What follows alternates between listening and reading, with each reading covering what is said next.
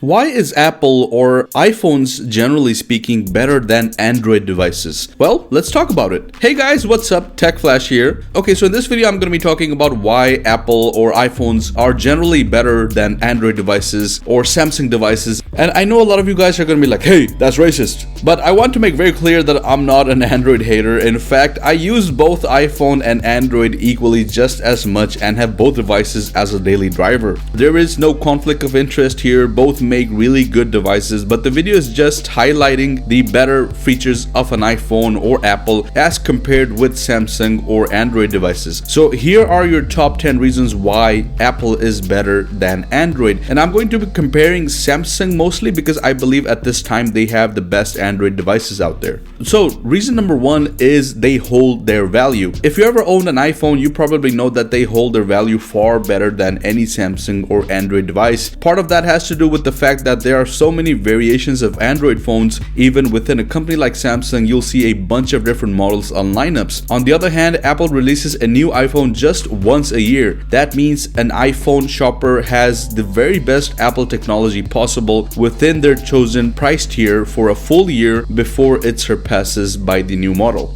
Reason number two is a much better iOS experience. Apple's closed ecosystem makes for a tighter integration, which is why iPhones don't need super powerful specs to match their high-end Android phone. It's all in the optimization between hardware and software. Since Apple controls production from beginning to end, it can make sure resources are used more efficiently. Furthermore, developers have to follow a stricter process to release apps, not to mention they don't have to optimize their apps for what may seem like an infinity of devices, and because of that, the iOS overall experience across the ecosystem is far better.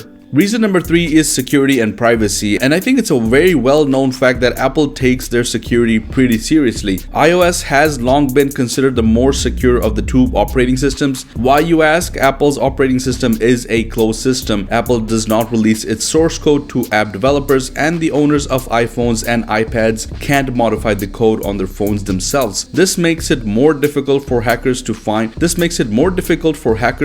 weak spots on iOS-powered devices. Android devices are the opposite, relying on an open source code, meaning that the owner of the device can tinker with their phones and tablets operating system. Too much tinkering can create a weakness in their device's security. Android is more often targeted by hackers too because the operating system powers so many devices today. And the global popularity of the Android operating system makes it a more attractive target for cyber criminals. Reason number four is the iOS ecosystem is more complete. Now this point may clash with my second point that I made about the iOS experience, but what I mean by the iOS ecosystem is more complete is that when you pick up an iPhone and an iPad, they basically work the same. They are much more consistent, even on macOS with the recent changes in the icons that are being made to match up with the iPhone and the iPad as well. So they're just bringing features from each of their devices to match it better, and so it's a seamless ecosystem across all devices. That's something that you won't really quite find on Samsung. They are closing in on it, but they're just not there yet at the moment. The next reason is better updates and performance in the long run. Now this reason may or may no longer be valid, but I'm gonna mention it and I'm gonna have to double check whether Samsung and Android overall are keeping up. iPhones perform better down the line and continue to perform better in the long run, and this has to do a lot with the updates that Apple brings across all devices. iPhones bring you, I think, between 6 to 8 years of updates, which is something that I think Samsung or the Pixel phones have just now started to do by providing, I think, 4 years of updates. Still not as much as Apple, but for context, I have an iPhone 6s that runs iOS 15, and the phone runs just like it did on the first day. Apart from having battery problems, I have no issues in performance or have never had it lag. And for a comparison, I also have a Samsung S8 that came out 2 years after the 6s, and to no surprise, the iPhone still outperforms it. Number 6 is the cameras on iPhones, and especially for video recording. iPhones have long been known to have much better focus, much better colors, while still having a 12 megapixel camera, which is far less than what any of the S21 phones currently have. You can record at up to 240 FPS at 4K on iPhones just straight out of your pocket. Not many DSLR cameras even do that without crossing the $2,000 to $3,000 range. Not to mention the images and video processing on iPhones have much better social media optimization when you use Instagram or Snapchat. Reason number 7, and is I think a big one, and that is the communication channel, and specifically iMessage and FaceTime. I understand that in many parts of the world these two features may not be looked upon that much, and there are some countries where FaceTime isn't even supported, but in the US, which is the main market for iPhones, a lot of people don't even consider buying a Samsung device or an Android device for the sole purpose of not having the facilities like iMessage and FaceTime. This calls for another advantage for having a very packed ecosystem. Unlike Android that supports hundreds of different devices and all from different companies, it's not possible for them to have something like this unless maybe if they limit it to the Pixel lineup.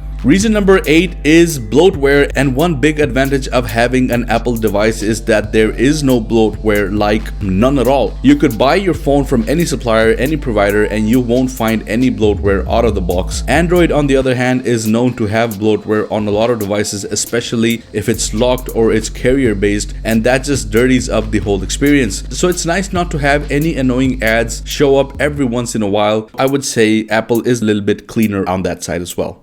Now, the next reason may be specific to some places, but if you are an Apple user in the US, you get a ton of customer support for your Apple device. You have so many stores, and in almost every city and major mall, you'll find an Apple store where you can simply walk in and get customer support or return your device if you don't like it or get it fixed on the spot. For Samsung, which may be the #1 Android device maker, you can't even just walk over to your Samsung store. You have to mail your device and then wait for the mail if you are expecting them to return your device, or you have to go to a third-party outlet to get something fixed. So it's just not simple and straightforward, and again, this may vary from place to place, but here I'm mostly keeping in mind the US as a geographical location. The final and personally I think the best reason why Apple devices are better than Samsung is the size category, and Apple still makes smaller sized iPhones. You still have an option if you don't like to carry something large. I myself can relate to that because I personally don't like large devices. If we look at Samsung, all of their phones have a display of at least 6 inches or north of that, which can be a deal breaker for a lot of people. With Apple, we still get the iPhone SE and the iPhone mini. For Samsung, the only compact phone I would say is probably the Z Flip 3, which has a decent size when it's folded, but again, you won't be using your phone when it's folded now, would you? So again, that is a win for iPhone there.